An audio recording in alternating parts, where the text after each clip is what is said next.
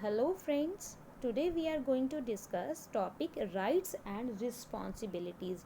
Rights and responsibility क्या है? Rights के बारे में तो पता है, क्या राइट्स हमारे लिए बहुत ज़रूरी हैं, हमें डेवलप करने में, अपनी स्किल्स को डेवलप करने में बहुत ज़्यादा ज़रूरी हैं, उतनी ही रिस्पॉन्सिबिलिटी भी हमारे लिए ज़रूरी हैं।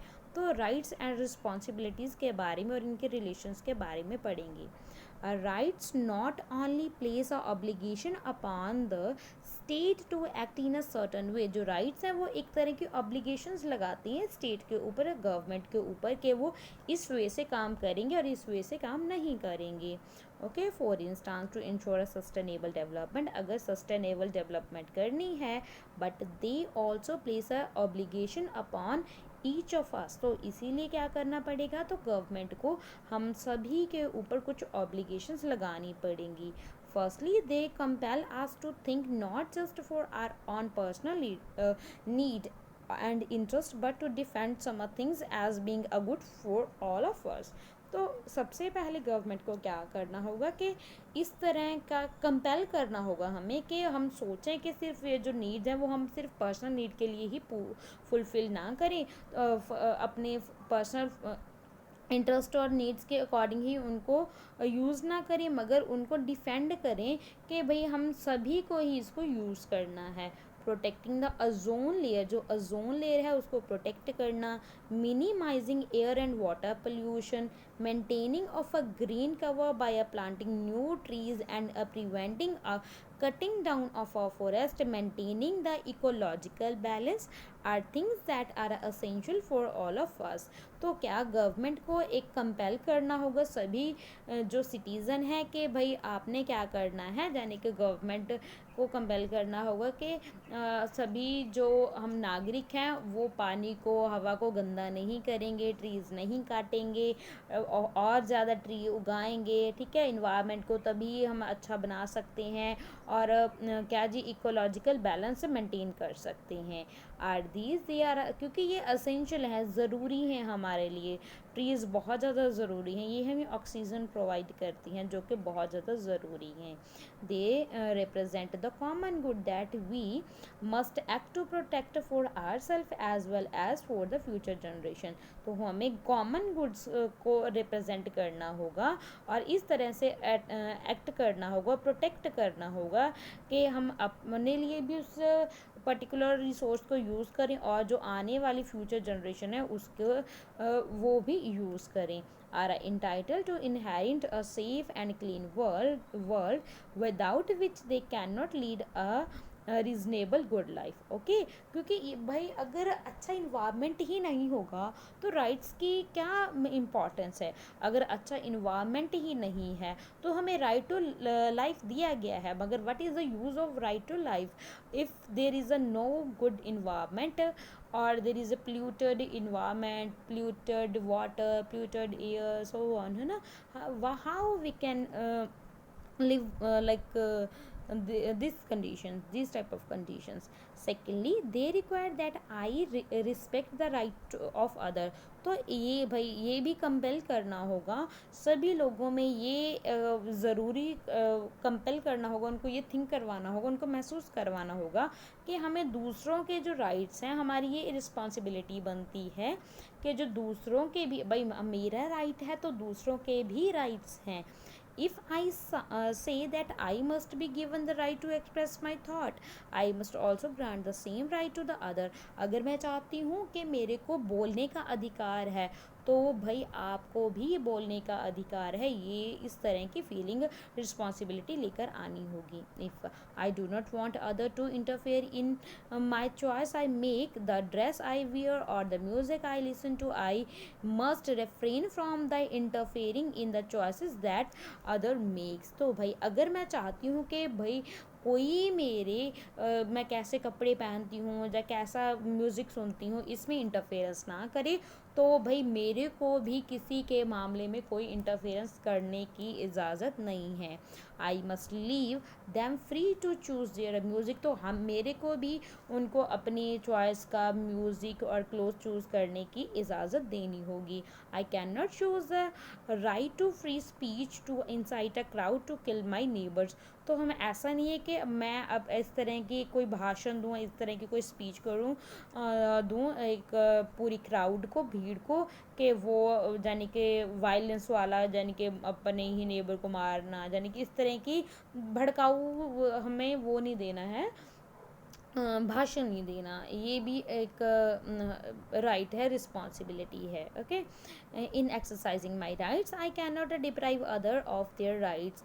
माई rights are in other words limited by the principle of equal and some rights for all. तो ये जो राइट्स हैं हमारे, तो ये लिमिटेड हो गए हैं इस प्रिंसिपल पे, प्रिंसिपल ऑफ इक्वालिटी पे, क्योंकि भाई सभी इक्वल हैं, तो सभी को बराबर है। जो राइट मेरे को दूसरे को भी है। अगर मैं दूसरे का अपना राइट को बिना किसी रिस्ट्रिक्शन के उसको यूज़ कर रही हूँ, तो क्या कर रहा हूँ, तो क्या तो मैं दूसरे के नुकसान भी कर सकता हूँ उसके राइट्स को। तो थर्डली क्या है, we must balance our rights when they come into conflict. तो हमें अपने राइट्स को बैलेंस करना होगा जब इनमें कोई कॉन्फ्लिक्ट आ जाए। For example, my right to freedom of expression allow me to take pictures. जो मेरा राइट है, राइट टू फ्रीडम है, उसमें मैं पिक्चर टेक कर सकती हूँ, यानी कि पिक्चर ले सकती हूँ। However if I take picture of a person bathing in his house without his content and oppose them on the internet, मगर मैं किसी की जो पिक्चर है वो बाथरूम में नहा रहा है, उसकी पिक्चर क्लिक कर दी और मैंने इंटरनेट पे पोस्ट कर दी, that will be wrong. That would be a violation of the right to privacy. तो इससे क्या होगा, जो दूसरे पर्सन है उसके राइट टू प्राइवेसी का वायलेशन हो गया। तो इस तरह का हम नहीं कर सकते। फोर्थ क्या है, citizen must be a vigilant about a limitation which may be placed on their rights. तो जो सिटीज़न है उनको विजिलेंस होना होगा अपने जो राइट्स के ऊपर लिमिटेशन लगाई गई हैं। A current debated topic concern that the increased restriction which many government are imposing on the civil liberty of the citizen as ground of a national security. तो नेशनल सिक्योरिटी के को ध्यान में रखते हुए जो गवर्नमेंट है वो बहुत सी सिविल लिबर्टीज़ के ऊपर obligations और रिस्ट्रिक्शन बढ़ा रही है। Protecting national security may be a defend as a necessary for the safeguard the rights and a well being of citizen. ये भी ज़रूरी है। क्यों? क्योंकि भाई हमने दूसरों सिटीज़न के वेल बीइंग और राइट्स का अगर सेफगार्ड करना है तो थोड़ी सी हमें रिस्ट्रिक्शंस लगानी होंगी। But at what point could be the restriction imposed as a necessary for security themselves become a threat to the rights of people? तो किस समय पे, किस पॉइंट पे जो रिस्ट्रिक्शंस है वो इम्पोज की जा सकती हैं जब सिक्योरिटी होती है, जब थ्रेट होता है लोगों के राइट्स का। Should a country facing the threat of the terrorist bombing, जब जैसे कि टेररिस्ट बॉम्बिंग का और जो be allowed to curtail the liberty of citizen, जिससे जो लिबर्टी ऑफ सिटीजन है वो कर्टेल हो सकती है। Should it be allowed to arrest people on a mere suspicion, क्या जो लोगों को सिर्फ शक के आधार पे उनको गिरफ्तार कर देने की अनुमति होनी चाहिए। Should it allow to be intercept cept their mail और टैप देयर फ़ोन, क्या उनको जो स्टेट है, गवर्नमेंट है, उनको जो फ़ोन्स हैं, मेल्स हैं, उनको इंटरप्ट करने की इजाज़त होनी चाहिए। Should it be allowed to use the torture to extract confession, तो क्या किसी जिसको भी पकड़ा है तो उसको कन्वेशन करवाने के लिए उसको टॉर्चर करना किया जा सकता है, इसकी अनुमति है। इस such situation the question to ask it is whether the person concerned posed on imminent threat to the society। अगर किसी पर्सन के ऊपर शक है या कोई वो सोसाइटी के लिए खतरा है तो इस तरह की सिचुएशन आ सकती हैं। Even arrested person should be allowed legal council, जो अरेस्टेड पर्सन है, जिसको अरेस्ट किया गया है, गिरफ्तार किया गया है, उसको भी लीगल काउंसिल का अधिकार दिया जाता है। And opportunity to present their case before the magistrate और द कोर्ट ऑफ लॉ, तो कोर्ट ऑफ लॉ और जो मैजिस्ट्रेट के सामने उसको उस केस को प्रेजेंट करने की पूरी अपॉर्चुनिटी है. We need to be extremely cautious about giving a government a power which could be used to curtail the civil liberty of the individual, for such powers can be misused. ये ज़रूरी है, ये जो extremely कोशिश ज़रूरी हो जाता है, जो गवर्नमेंट को पावर्स दी गई हैं वो जो सिविल लिबर्टीज़ हैं इंडिविजुअल की, वो भी कभी कभी इसका मिसयूज़ भी कर सकते हैं. Government can become authoritarian and undermine the very reason for which government exist. कभी कभी ऐसा भी हो सकता है जो गवर्नमेंट है वो अपनी मर्ज़ी के साथ किसी को भी उठा सकती है, ये तो गलत हो जाएगा. तो वो अपनी मनमानी कर सकती है government, namely the wellbeing of the member of the state. Hence even though right can never be absolute, इसीलिए जो राइट्स हैं वो एब्सोल्यूट नहीं हैं. We need to be a vigilance to in protecting our rights and those of the other, for they form the basis of a democratic society. तो ये जो इनको प्रोटेक्ट करने के लिए, राइट्स को प्रोटेक्ट करने के लिए भी विजिलेंट होने चाहिए, ताकि ये जो डेमोक्रेटिक सोसाइटी का जो बेस है राइट्स वो बने रहें. ओके, ये देखिए, one man's rights end where the other man's nose begin. Okay, one man's rights end, जहाँ पे देखो क्या बोल रहे हैं, जहाँ पे हमारे राइट्स एंड होते हैं, where the other man's nose begin, जहाँ पे दूसरे पर्सन का नोज बिगिन होता है. ओके, ये देख लेते हैं, ये बस हमारा चैप्टर कंप्लीट हो जाएगा. ये देख लेते हैं व्हाट इज़ दिस ये हमारा चैप्टर कंप्लीट हो जाएगा. अब on 10th December 1948 the general assembly of United nation adopted the proclaimed the universal declaration of human rights. Important है देखना, 10 दिसंबर 1948 को, यानी कि अब हमारे आज़ादी के बाद की बात है. तो जनरल असेंबली कहाँ की, यूनाइटेड नेशन ने, उन्होंने अडॉप्ट किया, क्या किया, universal declaration of human rights. इसको अडॉप्ट किया गया. Following this historical act of assembly, ये हिस्टोरिकल एक्ट माना जाता है इस असेंबली का, यूनाइटेड नेशन का, called upon all member countries to publicise. तो ये जितनी भी कंट्रीज इसकी मेंबर्स हैं उनको पब्लिसाइज करने का हुक्म दिया गया. The text of the declaration, के ये जो टेक्स्ट है डेक्लेरेशन का वो पब्लिश करेंगे.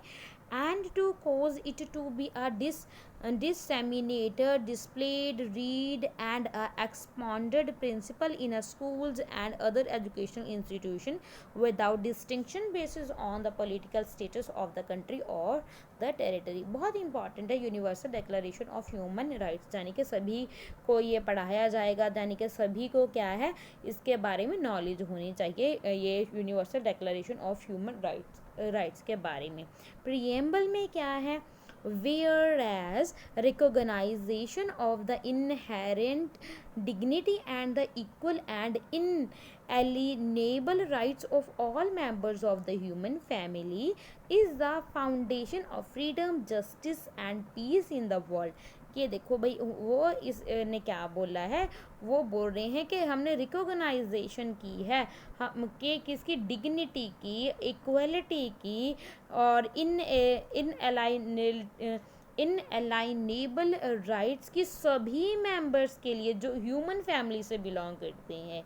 ओके, जिसमें फ्रीडम, जस्टिस और ये पीस ऑफ वर्ल्ड, ये सब कुछ इसकी फाउंडेशंस हैं.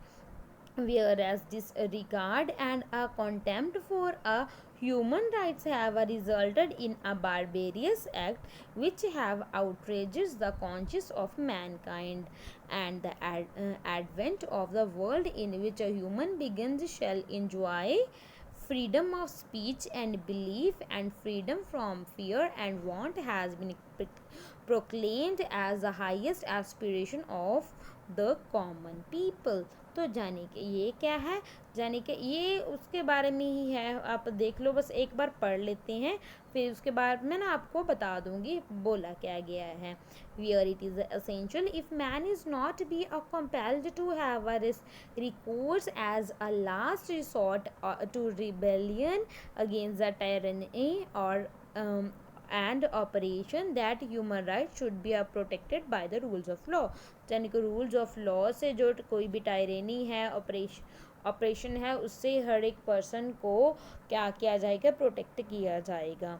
Where it is essential to promote the development of a friendly relationship between nation. तो ये जो डिक्लेरेशन थी ह्यूमन राइट्स की, ये फ्रेंडली रिलेशन बनाने का भी एक ज़रिया था. Whereas the people of the United Nations have the charter reaffirmed that the faith of the fundamental human rights in the dignity and the worth of the human person and the equal rights of men and women have determined to promote a social progress and a better standard of life in a large freedom. यानी कि ये जो United nation ने ये जो charter था इसको एफर्म्ड किया गया था फंडामेंटल ह्यूमन राइट्स के तौर पे. तो ये जो इसमें जो हर एक पर्सन को यानी कि इक्वालिटी प्रोवाइड की गई है, चाहे वुमेन है चाहे वुमेन है, यानी कि ताकि जो सोशल प्रोग्रेस हो सके और जो स्टैंडर्ड है वो भी अच्छा हो सके, बेटर हो सके.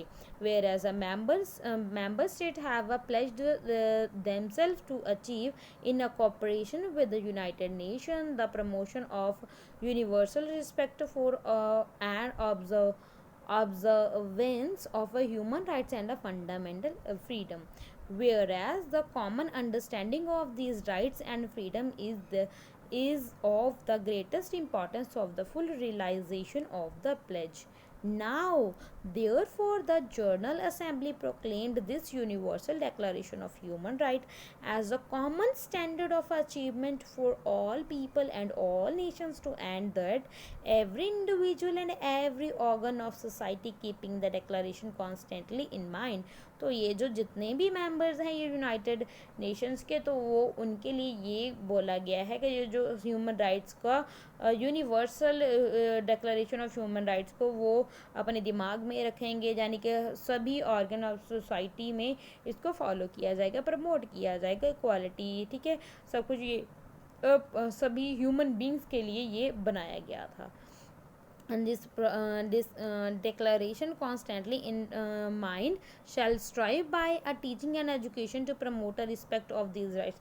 इसीलिए इसको पढ़ाना और पढ़ना सभी एजुकेशन इंस्टीट्यूशन में चाहिए हर एक नेशन को, ताकि जो इसका बेनिफिट है और इसके बारे में जाना सबके लिए ज़रूरी है.